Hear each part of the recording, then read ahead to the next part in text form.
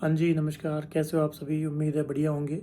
तो जैसा कि हम आपको पता है कि अपन सीरीज़ में वीडियोज़ ला रहे हैं और 3 वीडियोज़ मैंने जो है इसमें निकाल दिए पहले। सबसे पहले तो बिगिनर्स जो हैं उनको किस तरीके से चीज़ों को तैयार करना है। दूसरा ऐसे लोग जो प्री दे चुके हैं, मेंस दे चुके हैं या फिर नहीं हो रहा। और तीसरे वो जिन्होंने को अपनी रैंक इम्प्रूव करनी है, ठीक है? तीनों ही परिस्थितियों में आप सबको पता है कि मेंस को लेकर आंसर राइटिंग क्या बात है। देखो मैं आपको घर की बात बता दूँ, आपको आंसर राइटिंग के लिए कोई नहीं कहता। क्यों नहीं कहता? क्योंकि उसमें आंसर राइटिंग में किसी का रोल नहीं होता। आप जो लिखोगे, जो आप पढ़ोगे, जो आप प्रेजेंटेशन दोगे, जो आप चेक करोगे, जो आप वापस लिखोगे, उसमें सिर्फ आपका रोल होता है। इसलिए आपको जो आंसर राइटिंग में बहुत कम लोग बात करते दिखेंगे और मैं इसीलिए इस पे सबसे ज़्यादा जोर देता हूँ। आप हर किसी को देख लो, टॉपर्स हैं, जितने भी टॉपर्स हैं, सबको देख लो, सब आंसर राइटिंग की बात करते हैं। आंसर राइटिंग कुल मिला के हमारे लिए सांस लेने की तरह है। आप जिंदा रहोगे आप तो आपको सांस लेनी ही होगी। जितना आप सांस लोगे उतना आप जिंदा रहोगे। क्लियर है? एक खिलाड़ी होता है वो प्रैक्टिस किए बिना अच्छा नहीं हो सकता, ये हमें भी पता है। जितनी ज़्यादा वो प्रैक्टिस करेगा उसकी उतनी ज़्यादा अच्छी जो पोजीशन होगी। तो आपको भी आंसर राइटिंग को उसी तरह रखना है। अब आंसर राइटिंग का रोल जो है वो आपके सामने है। मैं खुद वीडियो बना रहा हूँ। मैंने आपको हर बार कहा है मेरे पास कुछ नहीं है अलग। 1 4 10 रैंक जब थी वो क्यों थी? क्योंकि मेरे से खुद के नोट्स नहीं पढ़े गए। मानते हो कि भाई जो सीधे सीधे नोट्स में से जब सवाल आते थे तब मेरे को वही नहीं हुए ढंग से। मेरा 4th पेपर बिगड़ गया क्योंकि मेरा कॉम्प्रिहेंसिव वाला जो पोर्शन है वो ख़राब था। मतलब मेरी आंसर राइटिंग सही नहीं थी। आंसर राइटिंग का मतलब कभी भी ये नहीं होता कि आपकी राइटिंग अच्छी है, आप गल मात्राओं की शुद्धि नहीं कर रहे, आप सुंदर लिख रहे हो, आप ज़्यादा काट-झाँट नहीं कर रहे हो, नहीं भाई। आंसर राइटिंग का मतलब होता है आप जो लिख रहे हो उससे सामने वाला कितना प्रभावित होता है। समझ रहे हो? तो आंसर राइटिंग का मतलब हमेशा सिर्फ ये होता है कि सामने वाले को आप कितना प्रभावित कर पा रहे हो। जैसे कम्युनिकेशन में बोलना, उसका सबसे बड़ा काम क्या होता है? ऐसा थोड़ी होता है कि सुंदर बोल रहा है, कोई तेज बोल रहा है, कोई धीरे बोल रहा है, किसी की आवाज़ बहुत मधुर है ना? या कोई बहुत हरैश बोल रहा है, नहीं। उसका मतलब होता है कि आप सामने वाले को अपनी बात कैसे डिलीवर कर पाते हो। तो मेन चीज़ वो है कि आंसर राइटिंग का मतलब होता है डिलीवरी। डिलीवरी आप किस तरीके से करोगे अपने आंसर्स की, वो सबसे बड़ा मैटर करता है। ये आपने हर जगह सुना होगा, आपने पढ़ा भी होगा कि आप कितने ही धुरंधर क्यों ना हो, जब तक आप सामने वाले को अपने विचार नहीं दिखा दिखा पा रहे तब तक वो आपको नंबर नहीं देगा। तो बात यह है कि आंसर राइटिंग की इंपॉर्टेंस मैंने बता दिया आपको। इंपॉर्टेंस सबको पता है। मैं बार बार उस पर जोर नहीं देना चाहता कि उसका मतलब फिर यही हो जाएगा कि वो जोर दे के करवाई जा रही है। तो जोर देकर तो मेरे कई बहन भाइयों को कोई एडमिशन ही करवा दिया जाता है कोचिंगों में, है ना, मेंस आरएस के लिए। तो मैं बाकी जोर दे के क्या ही करूँ। तो हम आंसर राइटिंग को लेकर के हमारे क्या प्लान्स हैं, मैं क्या किस तरीके से आपकी मदद कर सकता हूँ, ये सब हम बात करते हैं।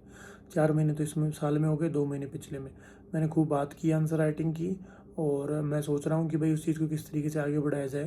तो कुछ दिनों में आपको कुछ वीडियोस भी मैं अवेलेबल करवाऊँगा, जिसमें मैं खुद बताऊँगा कि मैंने किस तरीके से आंसर राइटिंग करी और किस तरीके से आंसर राइटिंग हमें करनी चाहिए। आपको पता भी है कि जस्ट कुछ ही दिनों में जो है हमारी कॉपियाँ भी आने वाली है मेंस की। तो मैं बिल्कुल आपको बेझिझक सारी कॉपियाँ दिखाऊँगा, हर एक सवाल बताऊँगा, हर एक सवाल के आंसर दिखाऊँगा कि मैंने किस तरीके से लिखा है। हमारे जो अदर टॉपर्स हैं उनकी कॉपियाँ भी हम लाएँगे। मेरे से ज़्यादा जिनकी रैंक है, जिनके अच्छे नंबर है मेंस में, हालाँकि जिनके इंटरव्यू में थोड़े कम नंबर आए इस वजह से उनका हो सकता है रैंक कम आई हो, उनकी भी हम बात करेंगे। तो सब सब हम बताएँगे कि भाई किस तरीके से आपको मेंस में आंसर राइटिंग करनी होती है। अब मेरे इंडिविजुअल लेवल पे जो भी काम होगा वो मैं करूँगा। अब आपको अपने इंडिविजुअल लेवल पे क्या काम करना है मैं उसकी बात करता हूँ। सबसे पहले तो आंसर राइटिंग कैसे करें? सबसे महत्वपूर्ण, आप पूरे दिन में जो भी पढ़ रहे हो, राजस्थान का पोर्शन है और ऐसे पोर्शन जो मेंस के अंदर भी है। तो जो आप पढ़ रहे हो, मान लो आप राजस्थान का एकीकरण पढ़ रहे हो। अब एकीकरण आपने पूरा कर लिया। अब एकीकरण में 1% आप अपनी कॉपी में रख लो। कॉपी मेरे कहने से रफ कॉपी रखो। रफ मतलब जो पहले रद्दी वाली आती थी ना, ब्राउन कलर की। अपन जब 9th 10th में मैथ के क्वेश्चन सॉल्व करने के लिए लाते थे, है ना, और वो पूरी कभी नहीं भरती थी हमसे, वो वाली उसको लाओ। उसमें पहला ही सवाल लिखो, 10 नंबर का या 5 नंबर का लिख लो। राजस्थान के एकीकरण में चौथे चरण पर में आई मुख्य समस्याओं का जो है वो विचार करें, समस्याओं पर विचार करें। अब मैं चाहता तो मैं भी कह सकता था ना कि चौथे चरण पर टिप्पणी करें, बट क्यों भाई? टिप्पणी आरपीएससी नहीं करवा रही। टिप्पणी का मतलब है फैक्ट डालना है, वहाँ पर फैक्ट क्यों डालना है? टिप्पणी तो आपने अपनी कॉपी में भरी हुई है, बड़ी आधे पेज में आप छाप दोगे उसको, नहीं। आप लिखो उसकी समस्याएं बताइए, समस्या फिर दिमाग लगाओ। समस्या 4th चरण मतलब सबसे बड़ा सबसे हैवी चरण है ना, वृद्ध राजस्थान, चारों बड़ी रियासतें हैं, वही महाराज प्रमुख की समस्या, राजधानी की समस्या, वो सब उनको पॉइंट आउट करो। वो एक क्वेश्चन आपने लिखा, उसके लिए 7 8 लाइन छोड़ दी। दूसरी फिर एक क्वेश्चन और लिख लो 5 नंबर का, एकीकरण से नहीं, पूरे दिन में। उसके अलावा मान लो आपने ज्योग्राफी पढ़ी, तो ज्योग्राफी में जो अपना जो फीजियो डेमोग्राफी डिविडेंड है ना, सॉरी, ये जो फिजियो डेमोग्राफिक जो अपना स्ट्रक्चर है या फिर कैरेक्टरिस्टिक है, मतलब भौतिक विशेषताएं, उन पे लिख लो कुछ भी कि राजस्थान में पूर्वी मैदान में नदियों का क्या महत्व है। राजस्थान में पूर्वी मैदान में नदियों का क्या महत्व है। मैं आपको सब बताऊंगा कि प्रश्न के अंदर भी आपको प्रश्न मिलेंगे, प्रश्न में आपको क्या समझना है वो सारी बातें। बट अभी के लिए आप ये लिख लिया, 7-8 लाइन छोड़ दी, उसमें लगभग 20 लाइनें आती हैं, तो 2 क्वेश्चन 5-5 के हो गए और एक प्रश्न और आ सकता है उसमें 5 का।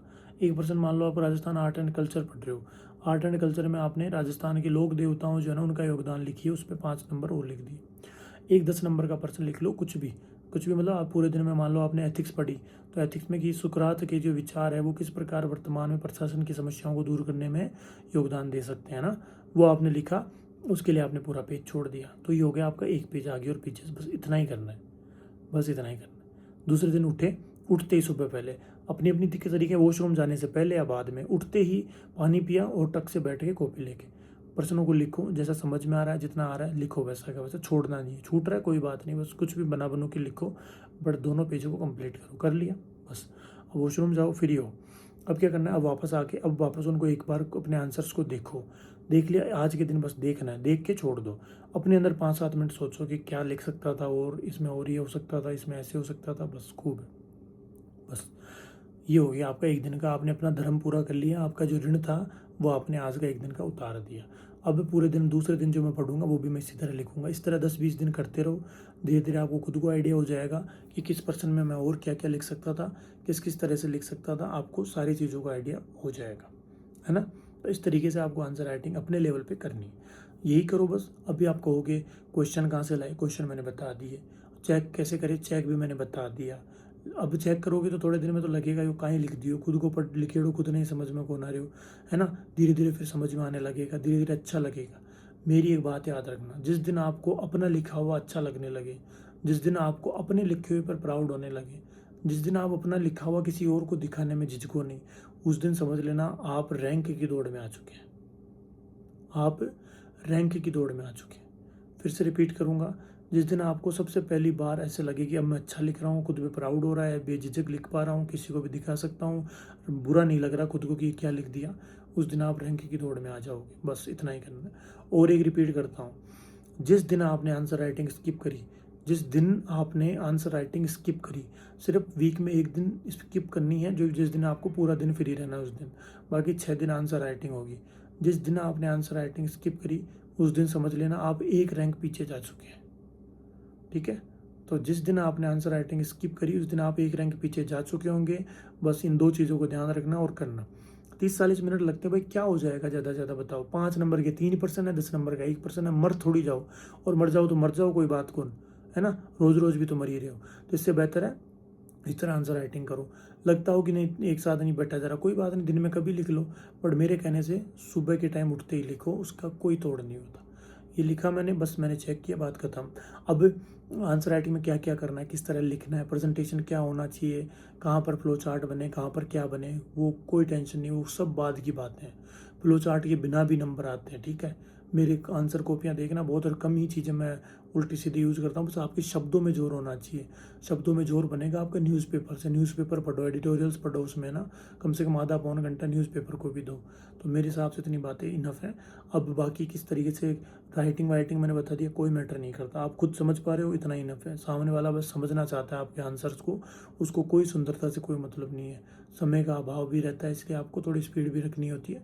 तो शुरुआत में स्पीड पर ध्यान देना है और कम ही ध्यान रखना है आपकी राइटिंग के ऊपर बस, ठीक है। तो इस तरीके से आपको अपना धर्म पूरा करना है। मेरे प्रति जो भी काम बचेगा मैं कुछ वीडियोस लाऊंगा, आपको बताऊंगा, जिसमें आपको ये देखना है कि किस तरीके से आंसर राइटिंग करनी होती है। छोटी छोटी बातों का ध्यान रखना होता है, कहाँ पर पर्सन की क्या डिमांड होती है, पर्सन को तरीका क्या होता है, पर्सन को अटैम्प्ट करने के कितने फॉर्मेट्स हो सकते हैं। पैराग्राफ फॉर्मेट काफ़ी पुराना हो चुका है, काफ़ी बोरिंग भी होता है, काफ़ी ज़्यादा लिखना पड़ता है, उसकी जगह कई सारे फॉर्मेट्स आते हैं, मैंने खुद ने भी बनाए हैं।